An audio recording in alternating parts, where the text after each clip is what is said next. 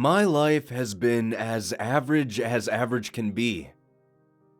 I grew up in the suburbs on the outskirts of a major metropolitan city. My parents were both hardworking individuals. My father was a construction worker. He was a burly man, somewhat intimidating in stature, but always had this air of warmth around him. My mother was a hairstylist, somewhat frantic in demeanor but still caring nonetheless. I was an only child, and my childhood was similar to, I'm sure, many other children. I would play outside frequently, make new friends, and go to school. As the years went by, I moved on from elementary school all the way to high school. I can't really speak for everyone, but during this time, I started to become more and more aware of my desire to leave home. I just wanted to begin my own life and live my own way, you know? Upon graduating high school, I had gotten a job as a mechanic in a small shop in the city. The pay wasn't too great, but work was work, and after looking around for a few months, I managed to find a place that was well within my budget. After contacting the place and making my way there, I was a bit taken aback by the exterior. The building itself was quite tall, with reddish-brown bricks making up the walls. Most of the windows that were visible from the street were blocked from the inside, yet most appeared to be worn and dirty. Dirt and grime seemed to be caked along the edge of the building's foundation. I walked up the stairs and entered the almost decaying-looking door. After a moment or two, I was greeted by a man in a rather nice but worn-looking suit. That seemed to be the only suit he's ever owned. The sleeves were frayed a bit, and the ends of his trousers had various stains, but overall it was presentable. Him and I spoke for a bit before taking me up to walk through the apartment he was renting out. We arrived on one of the higher floors and there were 3 doors available, 2 rather close to one another, then one a bit farther down. He gave a cracked smile to me as he gestured to one of the doors close to one another. He inserted a key, and after a few seconds, the scraping of wood on wood could be heard from the door opening inward. With a wave of his hand, he motioned for me to enter, which I did. At this point, I should mention that I wasn't sure what to expect. I was leaning towards some sort of hovel, a poverty-stricken nest for the downtrodden. As I stepped inside, I was quite surprised by what I found. The living room was freshly laid hardwood floor. I walked further in and the walls were clean with a fresh coat of paint. The windows, albeit smudged around the edges, were decent enough. I walked over towards the kitchen, which sported all brand new appliances. I was led down a small hallway to the bathroom, which was just as immaculate as the rest of the place. And I finally reached the bedroom. The bedroom was empty, but the walls were clean and the carpet seemed to be brand new as well. The only thing I could think of during this whole tour was that you really can't judge a book by its cover. After speaking with the manager for a few moments, I agreed to take it. We journeyed back down to the lobby into a small office and drew up the paperwork. I assumed the rent was so cheap due to the outward appearance of the building and the location. Regardless, I went along with it as I was satisfied with what I saw.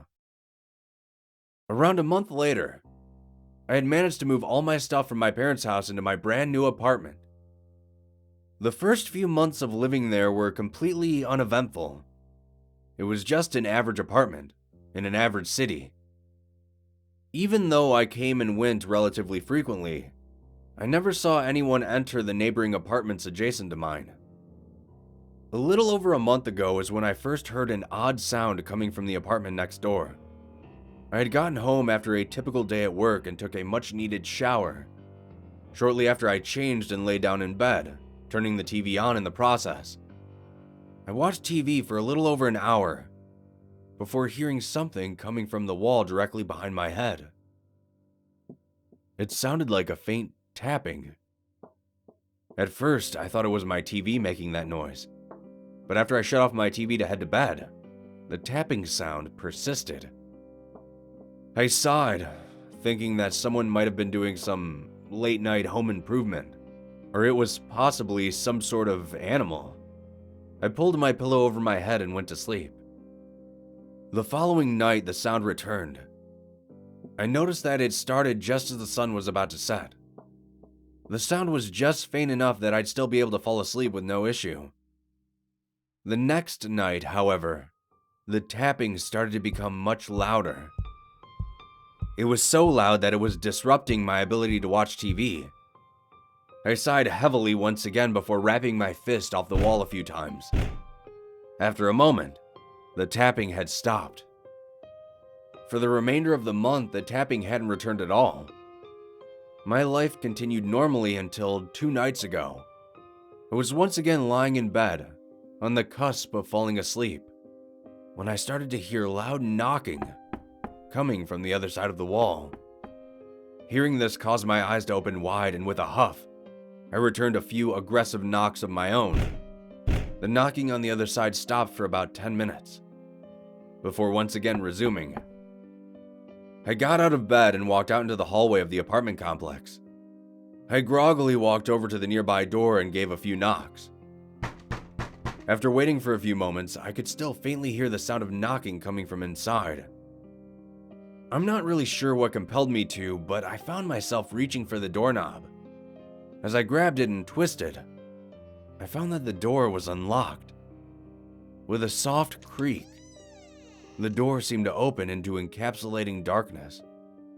I called out to the darkened interior, but no response was given. I peeked my head inside the doorway and looked around. The inside, from what I could see, was the same exact layout as my apartment, albeit mirrored. I took a few steps inside and once again called out, announcing my presence. I noticed that the apartment itself appeared to be vacant. There were no furniture in the living room or appliances in the kitchen at all. I could hear the knocking growing louder and louder as I rounded the corner down the hallway. After about a minute, I found myself standing outside the bedroom door. I could hear the knocking clearly on the other side. I reached for the doorknob and opened it. As the door opened, my eyes scanned around the room. It wasn't long before I saw the source of the knocking that had been disturbing me. It looked like a person with their back facing towards me. They had one arm raised and was knocking on the wall repeatedly, almost as if the wall were actually a door. The person was wearing a black hoodie of some kind as well as a black pair of pants. The two clothing items seemed to mesh in a way that I couldn't tell where one ended and the other began. With the low light, I couldn't really make out anything else. I called out to whoever it was, and as soon as I did, the knocking stopped. Then, as I was standing in the doorway, the person began to turn around. The face that I saw underneath that darkened hood was something I'll never forget. Most of the face was skull. Raw, exposed skull.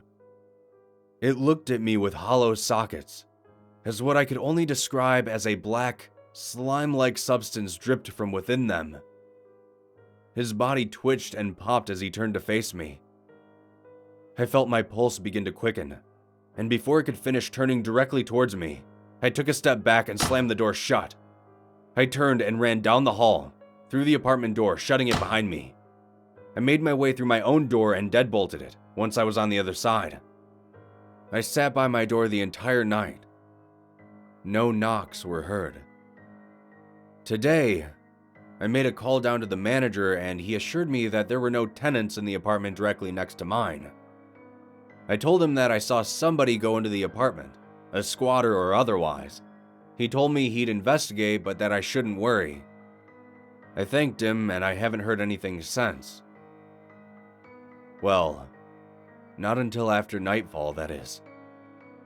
As I was sitting alone in my apartment, I started to hear that familiar knocking sound. However, this time, the sound wasn't coming from the wall behind me. It was coming from behind my closet door. I'm currently sitting in my car right now with my laptop writing this out because I'm not sure what else to do. I don't know what that thing is, where it came from, or why it's even knocking in the first place. If any of you out there have any ideas that could help me out, please let me know. For now, I think I'm going to call my parents and see if I could stay with them for a little while. At least until I can find a new place to live.